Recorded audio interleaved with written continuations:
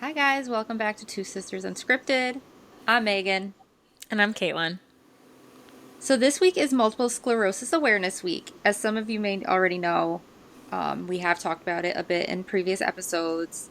Our mom was diagnosed with MS. We want to use this platform to talk about what MS is, how our mom handled living with it, at least from our perspective, and how we navigated living and caring for a loved one with MS from the family perspective. So, I will briefly explain what MS is. So, MS is stands for multiple sclerosis. It's kind of considered, I guess you can say, a lot of times people either say like autoimmune disease or they say a neurodegenerative condition. But really, it is neurodegenerative of the central nervous system, but the immune system still mistakenly attacks what is called myelin sheath. And myelin sheath are these like protective covers over our nerve fibers. So when those are attacked, they then become damaged. And then that's actually disrupting signals that are going from our brain down to the rest of our body. So that can disrupt movement, that can disrupt vision, that can lead to cognitive problems as well, memory loss, or just having overall difficulty concentrating or information processing. It can also disrupt bladder and bowel and numbness, tingling, overall fatigue, and really just in general our bodily functions. So it has a wide range of symptoms, and the exact cause of MS is not quite known yet. There are some different thoughts kind of swirling in the air that it could be due to genetics, it could be environmental factors, it could be a combination of those. There could be things that actually trigger MS to initially have someone kind of question and wonder if they should get checked. Also, just maybe triggers of flare ups in MS as well. But still up for debate. Still don't know. People don't know if it's genetic. They don't know if it's hormonal imbalances, environmental toxins for certain areas that you live, or also even viral infections. So, like Epstein-Barr virus, for example. So, I think unfortunately there are so many just diseases or disorders that are out there that we still just don't know so much about. And MS is one of them, at least for what the exact cause is. So we wanted to kind of just break down a couple statistics about MS, really just the prevalence as that as well, and the demographics and all of that. So approximately, this is global, approximately 2.9 million people have MS in the US, nearly 1 million people. And they have mentioned that roughly about 200 cases are diagnosed about a week in the US. But people are saying that that it is increasing the prevalence, and this could be due to improved just diagnostic factors with the use of MRIs. There's also, of course, just people being more aware of what's going on and more, hopefully, more willing to go out and have things checked and looked at. MS is a bit more common in women than in men, and there's a ratio about 2 to 3 women to 1 man. And the peak age of onset is roughly between, quite a range, y'all. So it's between 20 and 40. And they have mentioned, I say they, this is just kind of like online with stats at least, about 70% of people with MS can experience significant disability with this. And that doesn't necessarily mean that it's all the time, right? Like there are some people who may intermittently use a wheelchair and they might not need it all the time. So I think with MS as well, there can also be a misconception of the seriousness or the significance of the symptoms, because there are people, as mentioned, who can walk with MS, who can partake in day-to-day activities without a use of wheelchair or cane or walker, and they could still have bad days without using adaptive devices. And I think sometimes there's a misconception that just because you're presenting in a certain way physically, meaning that you don't actually have anything going on internally with your body. And I just think that's a food for thought for everyone watching this listening to this, and also just considering if that is present in your own life, that we're kind of like quick to judge someone for maybe putting up a handicap place card in their car or something like that, Mm. even if they're leaving their car and walking. That doesn't necessarily mean that they're not experiencing something as well. That's kind of a quick breakdown I'm just of. sitting here listening to you give the stats like a student in school. Well, guys, the stats I didn't have to No, look up, but well, that's like I know what MS is because mom had it, but like I didn't yeah. know the stats, so I'm just sitting here taking them all in as you're reading them. Yeah, and I felt like I just said a lot because I was also like reading the stats off of me writing them down, because I'm not as familiar with the stats myself. Obviously, we're familiar with MS because of our mom. I also am an occupational therapist who have worked with patients who have MS as well. So just Brag. No. something just a bit more aware of. And one last thing I did want to mention, speaking of those symptoms, just kind of going a little bit more into depth with it really quickly. So sometimes, and I also say this just to also bring awareness as well, because sometimes MS can also start with cognitive impairments first.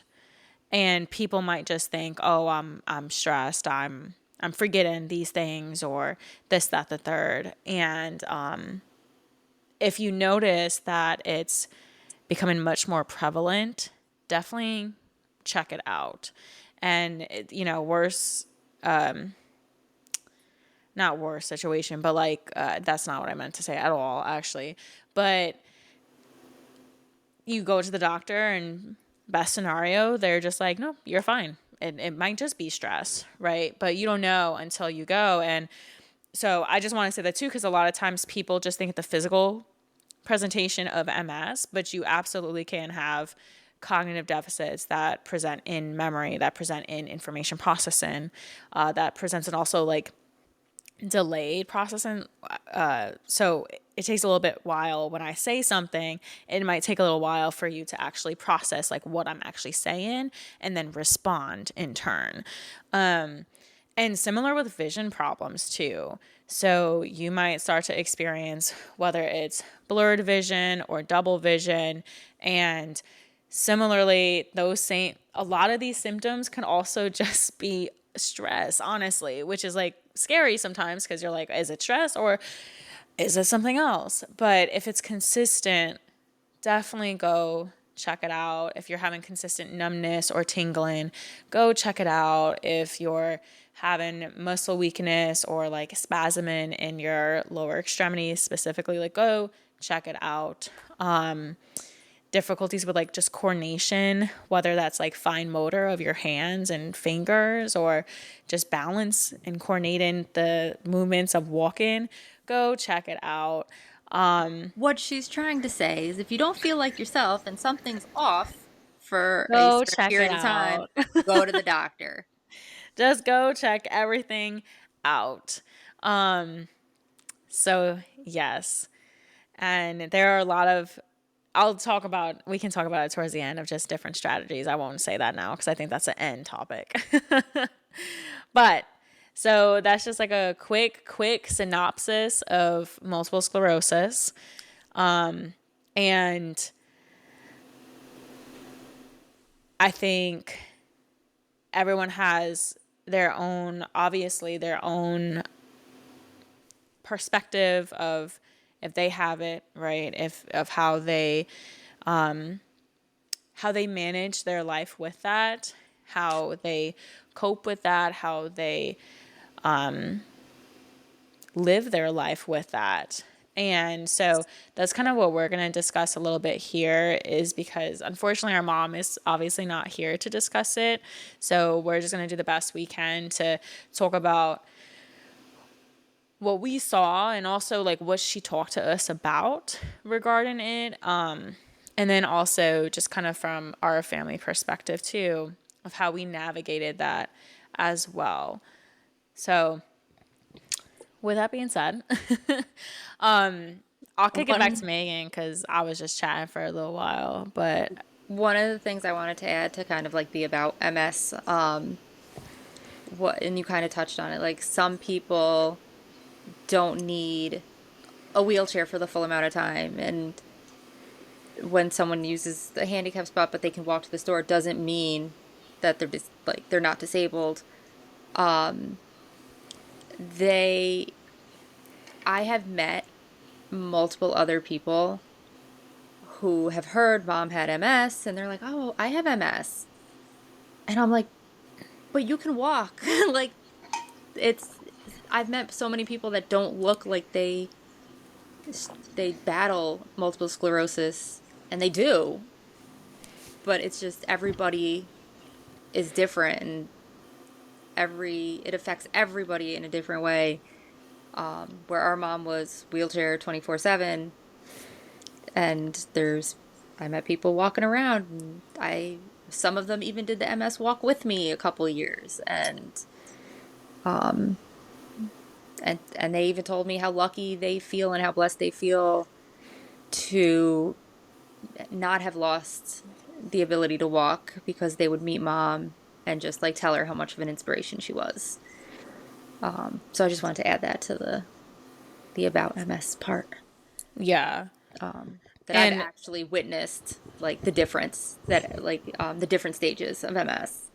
yeah, and I was just going to say there are stages to MS, and Mom there's was primary progressive. yeah. And actually when she was first diagnosed, there's four now. Yup. So there's clinically isolated, relapse and remitting, primary progressive is the last, secondary progressive Secondary progressive is the is other one. the third, primary progressive is the last. But when mom was diagnosed, she was diagnosed back in 93 or 94, because she was diagnosed about a year before. So 94, because I was born tail end of 95. So she was born in 94. She was Please no. diagnosed in 94. And I remember it was early 2000s that when she went to the neurologist, because I remember I was like sitting outside in like the car because I was like, I don't want to go inside. So like dad locked me in the car. And the neurologist said, you have the most progressive form of MS I've seen ever. And that was Yes, just and kind of when there was like three stages back then. this neurologist was she specialized in Yeah. multiple sclerosis. So to hear that she had said that was devastating. Yeah. And she said for someone as young. So, like, Yeah. our mom, that appointment in particular, our mom was Might probably have either been, late 30s or yeah. very early 40s. So, so yeah, she was diagnosed around 31, 30, 31, She was right in the around that middle of time. the stat you you mentioned. Yeah, Right in the right, middle. right in the middle. There are very rare cases though that, for example, I was reading this case about a young girl who actually got diagnosed when she was like 14, Oh God. which is really tough. So it's rare. It's more typically seen like 20 to 40 is usually the diagnosing timeline, but it can happen unfortunately before, and it also can happen after as well. So, big circle, just feel weird or different or Go get something's yourself not. checked out. Yeah, and I say weird as in like you're feeling off rather. Yeah, go get yourself checked. Go get yourself checked. Yeah, so I'll kick it back to Megan, but we can kind of discuss a little bit about like our personal experiences.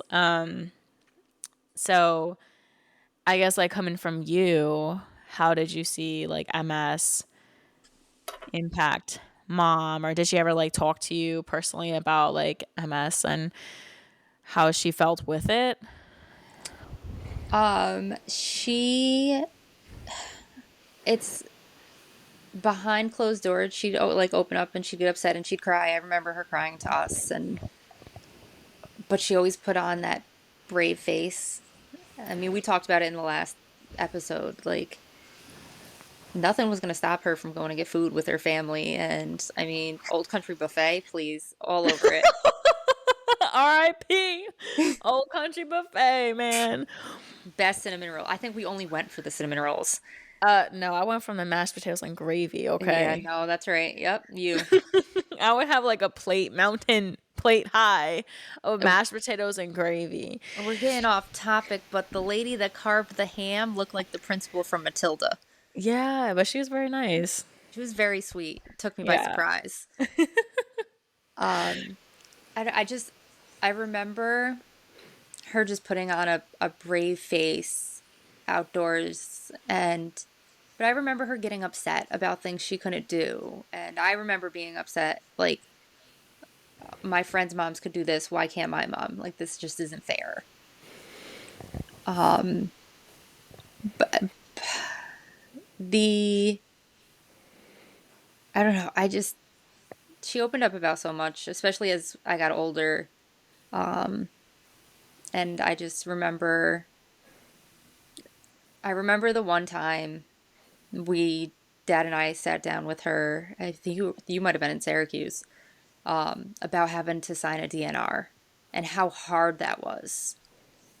And just things, I mean, we probably should have all this stuff in a will at this age, but like things 40-year-olds shouldn't have to think about.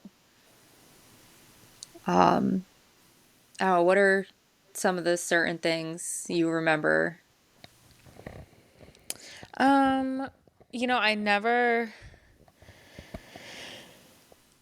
I don't think there was ever like a full conversation or discussion about it. It was more so of we just knew, it was just Yeah. kind of like how we would like look at each other, or like it's just like we felt it, we knew it, and we didn't need to address it. Now, is that the healthiest thing? Probably not. Probably not, guys. But it is very difficult, I can imagine. And it was very difficult, I can imagine, for mom to have us grow up, and like especially after I was born, it took a lot out of her physically. And I don't remember her walking, and Yeah, I only remember, quote unquote, remember from photos. yeah. Like I remember her being able to hold onto the walls and the sink in the bathroom and things to kind of scoot herself to certain places. Yeah. But other than photos, I don't remember her walking like us. Yeah. And I think obviously that I think it's one Sorry of those guys, this episode might get a little rough, I a think it's little one of those emotional. I think it's one of those situations, like obviously mom, you know, I think most parents, they, their intention isn't to have their kids care for them. You know, it's the other way around. Like, you're supposed to be caring for your kids. And I think that's really the biggest impact it had on her is like, she wasn't able to like care for us the way that she wanted to. And she wasn't able to be there for us in physical ways, you know, the way she wanted to. And I think, and to some extent too, I think she felt also like in emotional ways because there were like growing up, there were a lot of times that like I would be like, wow, you know, I would love to talk to mom about this and get her insight. But then I would feel like bringing my problems to her was selfish because I'm like, you know, she's going through her own stuff and I'm like this stupid drama at school. Like now that I look back, obviously stupid drama, but in the moment I'm like, oh, this is devastating. Yeah, but in the moment, you want your mom, you want to tell your mom, but you're just like, Yeah. she's dealing with enough. She doesn't need my BS on top of it. Yeah, and that's like something I regret though, because she would have loved to hear my BS. Like she would have loved to hear it and help me through it. And I, there was a lot that I really never told her, I because of that. remember, I remember opening up. I don't even remember what I was talking to her about, but it was during Christmas time because we were decorating the tree. We were putting the tree up, and I was not yet 21. And she was like, go downstairs and get one of the wine coolers for you and one for me. And me and her sat there and had a wine cooler, and dad was pulling the driveway. She was like, go rinse it and put it in the sink. Like, but it was Put just it in one the of those. sink. That's still evidence. Yeah, but she probably was like, Megan got them for me. Sitting there with her wine cooler and the straw, Yeah. loving life. Yeah. Um, But yeah, I think everyone has obviously very different realities, no matter what they're going through. So this is just ours, you know, and this is just kind of like what we experienced. And it's hard, you know, like I remember, I think I lifted mom for the first time when I was like 9 or yeah. 10, like to help transfer her to the toilet and transfer her to the shower and to the bed. And I I remember, oh Lord Jesus. I remember this one time it was a tough day for her. I will As Caitlin literally, laughs. I know, because it will always be now, like looking back. We also laughed at it later. It was just so funny. And so our mom, she would have baclofen and tanzanidine. Baclofen helped a lot with like muscle spasms and relaxing your muscles. And I mistakenly told her that the baclofen was out and it was the tanzanidine. And so I was like, sorry, mom, like you're only getting, you know, tanzanidine, the bacloven's gone. She was so concerned. She was like, no, it's not the baclofen. Oh, it's your dad's fault. And and so it was that same day that we were lifting and her it was the same day we were lifting and it was just tough to shimmy her legs, right? Oh, I Now, remember. now Us too. I am an OT and I would have, if I could go back with also the knowledge and experience I have now, I would have done it a little bit different, right? But I I did it how remember the I, days you'd pick her up and I'd be shimmying her legs and you're like holding her up and I'm like, one leg? Two Right. legs. So I would have a different way to do it now. But anyways, we're trying to get her moving. Her legs are just like cemented into the floor. And I'm like, dang. I'm trying. I got her halfway and she just starts buckling. And I'm like, you bitch. I'm like, oh my God. Obviously I never call my mom a bitch. Sorry. This is just kind of how like how I talk. In an endearment way, in an endearing way. But she starts going down, and I'm like, no, like it's like such slow motion too. And as she's going down, I'm like, well, it's happening. So I'm like, we're just gonna go. She's like, no. And I'm like, we're going down slow. It's okay. Slow, slow, slow. So we went down slow. She's sitting on the floor. Her back's against the bed. And I just, call dad, and it's like close to him getting out of work anyways. And I said, hey, dad. I said, mom is on the floor. We're just hanging out. Like, she's safe. Her back's against the bed. Yeah, she just, the baclofen, she didn't get it. And he's like, what are you talking about? And I'm like, there's no more baclofen. Like, it really affected her. And he's like, she has baclofen. And I'm like, huh? And he's like, we're out of the Tanzanidine. So I was like, wow. Okay. I said, well, we'll be here when you get home. I didn't tell her because I was like, what am I going to say? I was like, he's coming. So I just hung out on the floor with her, and she was crying initially. And I started crying because I just felt so terrible. I was like, I ain't never dropped you before. And I didn't drop her. We went down slow, nice and slow, steady. Graceful. Grace, right. I was like, but we were both crying. And then, we started, I got her laughing, of course. And we just started laughing. Anyways, dad comes home. We help. We get her situated. And funniest thing. He's like, Michelle, why? Because she starts like flipping out. She's like, the baclofen, and he's like, Michelle, why are you what, like, chill out for a second.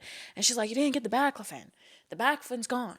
I don't have my baclofen. Look at what happened. Like, your child dropped me because I didn't have the baclofen.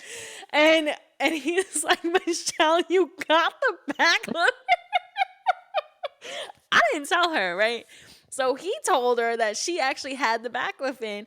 And I was like, well, ain't that some shit, huh? And I'm like, oh, I'm mortified. So now, like, we laughed at it, but it ended up turning into one of those situations that, like, it was kind of almost like a psychological, like, component to it as well. There's no doubt that legs were not moving that well, but it was just so funny. But she was like, because no baclofen, I'm going down. right, no, exactly. And I was like, so she transferred beautifully back from the bed to the wheelchair after that, though, let me tell you. Baclofen strong. So it's like such a funny, and it was like such a raw moment too, because like we both cried in this situation. And it's crazy is because she was apologizing to me, and I'm like, who's on the floor? Like, who gently lowered who to the floor? But you could see, like, in that moment, there was just so much guilt in her, and she felt just so guilty given the situation, and given now, like, her daughter's like transferring her and doing all this stuff. And man, I would give,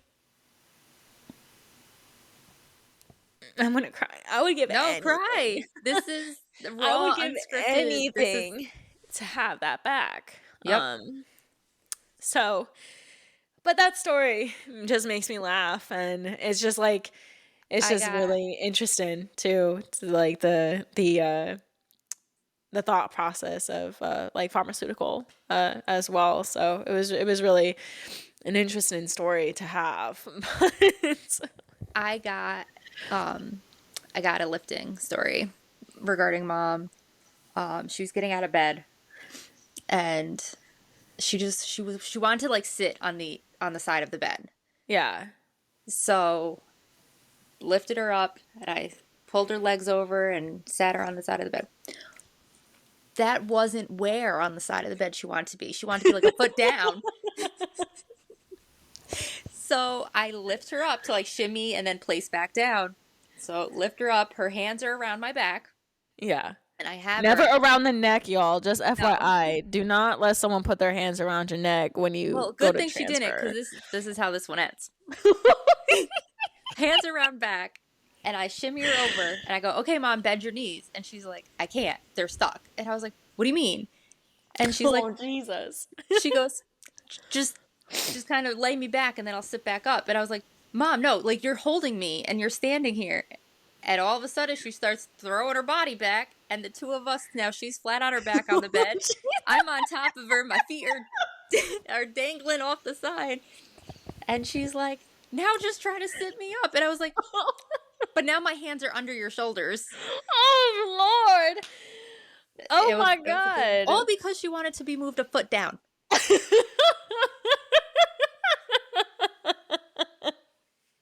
Did she get the right placement?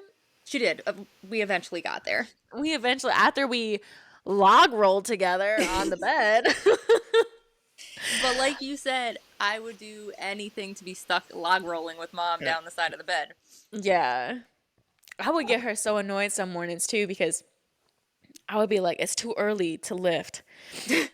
I would literally, because dad would be gone, like he would be gone to Yep. work, and it would be like summertime or whatever. And I'd be like, it's too early. I'm not, I'm like, I didn't even warm up. Like, what are we doing? And I would then just go, she would be so mad. I would just lay down in bed next to her, and then I would fall asleep. And like, we wake up and it's like 9, 10. And she's like, you little brat. She's like, get me out this bed. And I'm like, He's oh, like, okay, bye, I'm bye, ready bye. for my chocolate fudge Pop Tart. What are you doing? Right. And I'm just like, oh, my bad, my fault, my fault. But yeah, it would, I mean, there are so many moments in itself that were still funny and fun and happy, obviously, despite everything. But I think, of course, the difficulties, we cannot, Megan and I, we cannot fully talk about what it feels like to personally have MS or any other autoimmune or neurological disorder.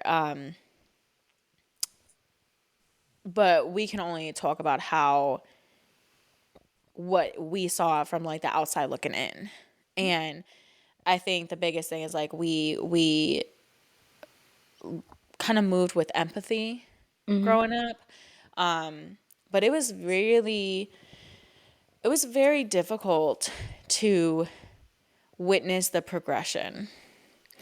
And it was really difficult to see, mom go from being able to use her hands and get shirts Talk. on and wash her upper body and feed herself, to starting to really see that progression and that eventual having to require assist to be fed. And I think the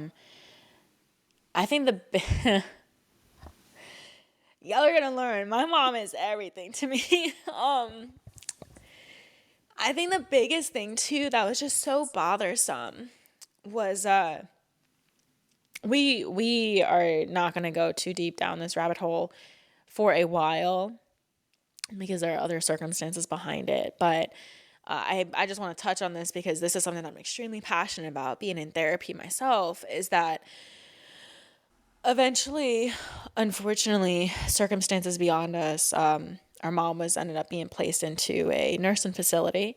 And when she went into the nursing facility, they told us and her that she was, quote, too far gone for any therapeutic services. As an occupational therapist, as someone who advocates so heavily for all of my patients, it is extremely deterrent to hear something like that, and it really limits the value that they place on someone's quality of life. And unfortunately, it's an insurance game in America. So you see a lot of the times that insurance will cover until you get to a point, a plateau. Then they're like, no, they're not making any more progress. You ditch them. Once you ditch, you can't get brought back on until you see regression, right? And then if you see regression, it's then still up to their like insurance if they're going to have it cover it, or if they have the same situation that just happened. But here's the issue. When mom went in, was in my final semester of college, I went, and when I came back, she was no longer able to talk. Mm-hmm. And that was in 4 months. And it really is a disservice for people because this is still quality of life.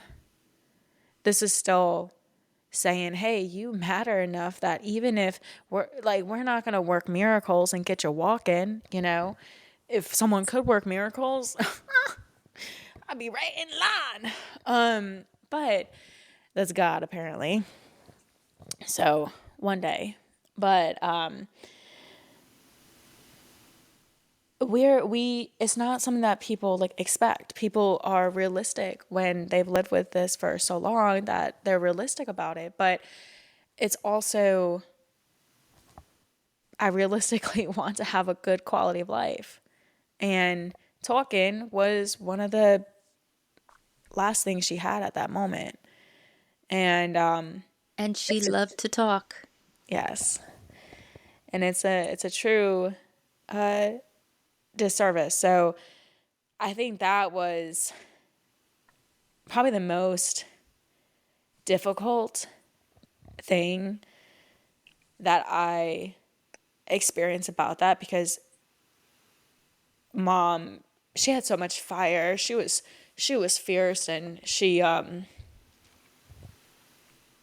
very tenacious but in that moment I saw a little bit of defeat. Mm. And when I came back and she couldn't talk back. So It's okay.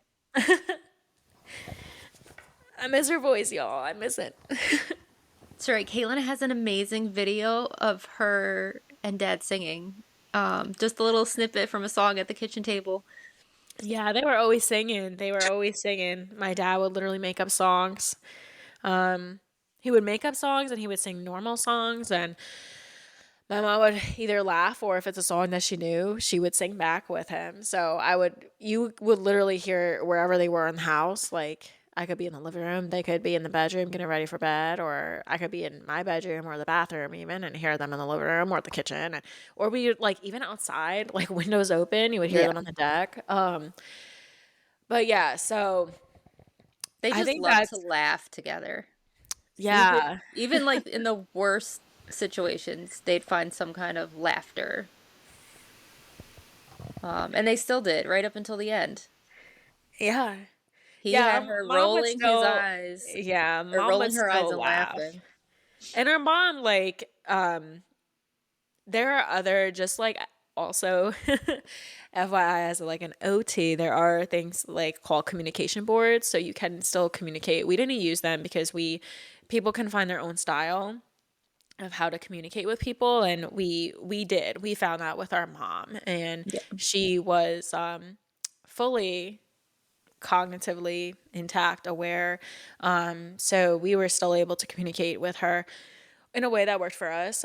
But there are communication boards out there that can also help with communication as well. And it could be a little bit more thorough as well. Like there's communication boards that have a variety of different phrases and pictures and items on them that can assist with communication too. So, and you can just do what works best as well. But yeah, that was the most difficult is seeing the progression, and most difficult to see in like I myself. I'm a very empathetic person, so it was very like, really difficult to see that for her. Because in hindsight, she pushed me to go and do my thing and she pushed me to follow my dreams and what I wanted in life, and I'm beyond grateful for that, and it always means so much to me.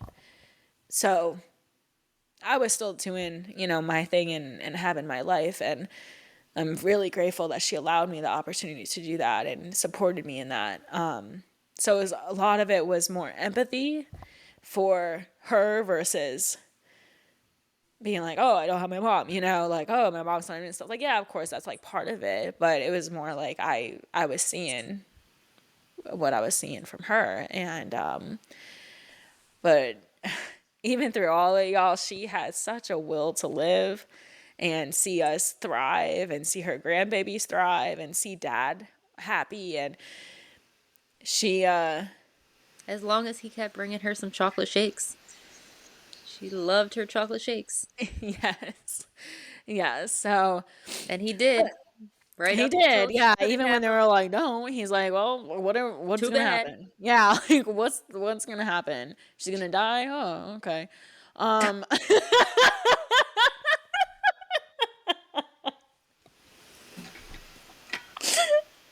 I don't think that's the way you meant for that to come out.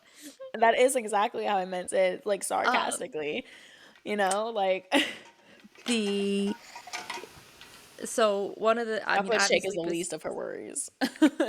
besides her like losing her ability to um to talk, I remember I was very young. We were up to camp. We had a camp, like a lake house. My great grandmother made sure we all enjoyed for many years. I remember Dad getting her down to the lake. I don't know if you remember this. I do. I think it was the Ring of Fire. I do. So Yep. many And stairs. Oh no, he didn't even do the stairs. He went down like he did stairs, but he went down like because I was there. He went down like a woodsy part. the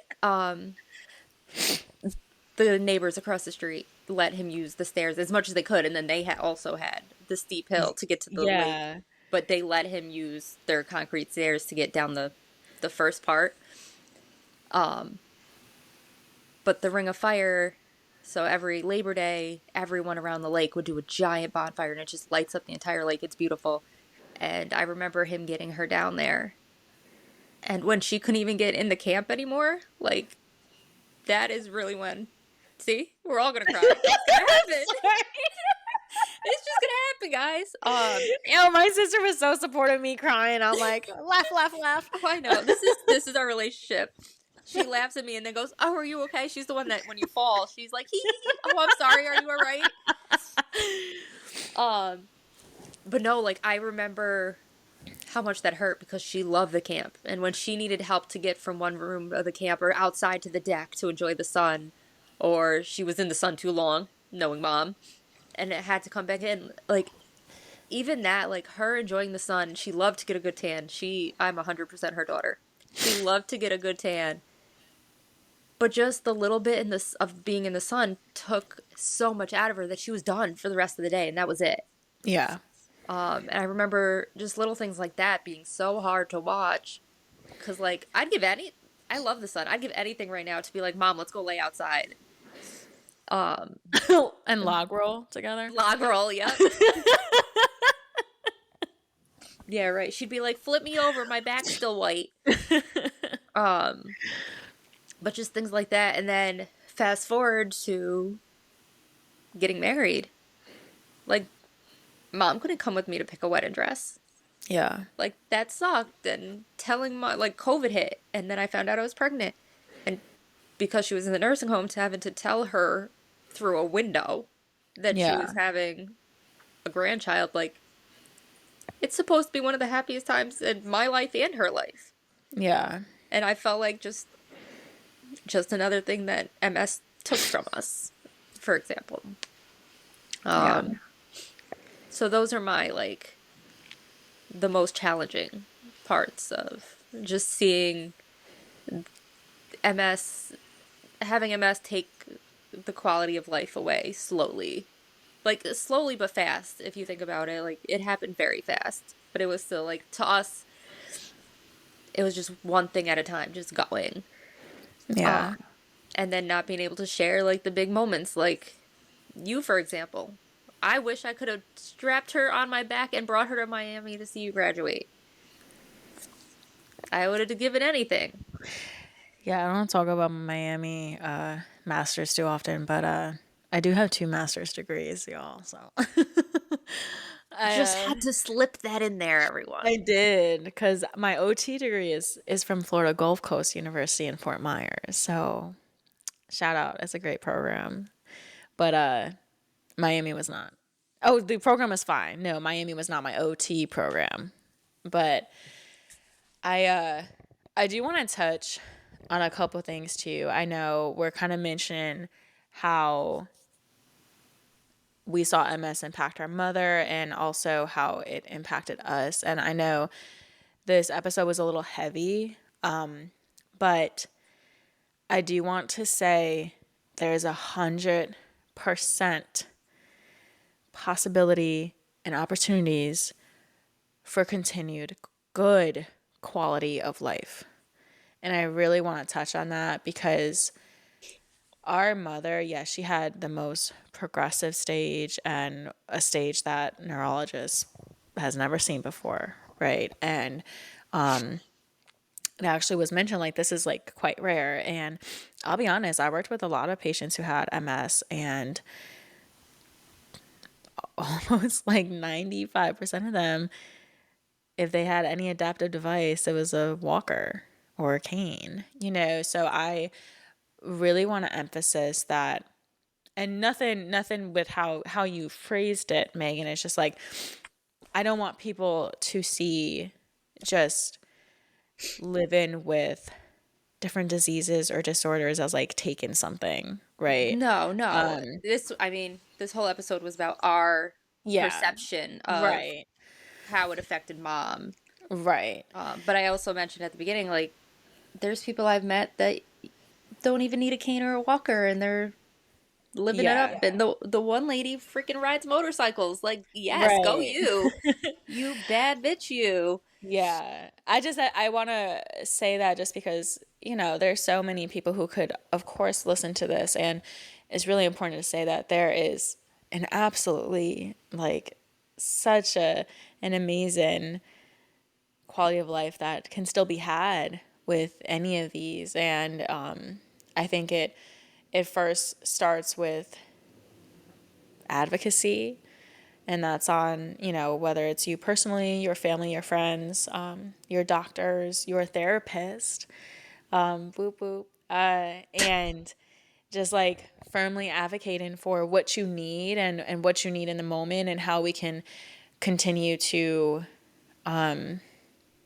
maintain everything that we have, and continue to progress what we do, what we have, like with our balance and everything, not progress disease. But I just really wanted to say that too, because I know this, and that's why I mentioned like this episode was really heavy and it was talking about our own experience, but that is not that's not everyone's experience. I definitely feel like our experience is very rare Mhm. in comparison to a lot, and I just really wanted to say that there's 100% quality of life that can be had, you know, and I think it's a lot easier to say when we're not experiencing it because, like I said, my sister and I, fortunately, we don't have, you know, MS, and I'm grateful for that. I don't know. It could be hereditary. I don't know. Something could happen later down the road. Right now, I can say we don't. But we can only send that. So it's easier for us to say, like, maintain hope, maintain positive mindset, you know, advocate. And when we're not physically in your shoes of experiencing it or experiencing any other disease disorder that's outside of MS, right? This doesn't have to necessarily just be MS. So I always say to all my patients as well, like, you know your body best, and listen to it. And specifically with MS, we might have to do some adaptive strategies. Those are energy conservation techniques. MS can be very fatiguing. It can make a very fatiguing situation. If we have like cognitive impairments that are starting to happen, you can do overall, you can just play some fun games, memory games, and everything like that. But you can set up calendars. You can set up your, like, you can get a routine going that's consistent as well.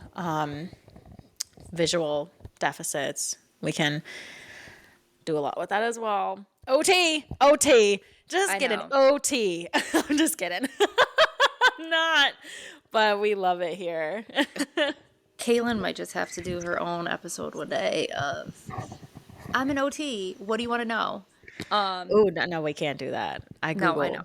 So, talking about different, just to follow up on what Caitlin was saying, even though mom is not here, Caitlin and I are still giving back to the MS community.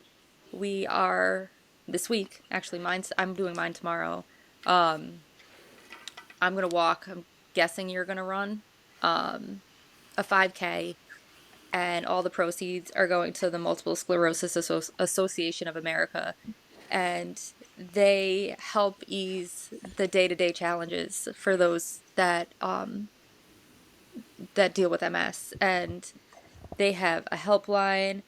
They have mental health counselors. They help cover the cost of MRIs and the equipment, the walkers, the wheelchairs. And one of the biggest things I saw that I loved, because I remember, not that I remember it, but mom telling us later the struggle of she wanted another child, but she was diagnosed with MS, and just that family planning. The MSAA helps with family planning for MS patients, and I think that's amazing. Yeah.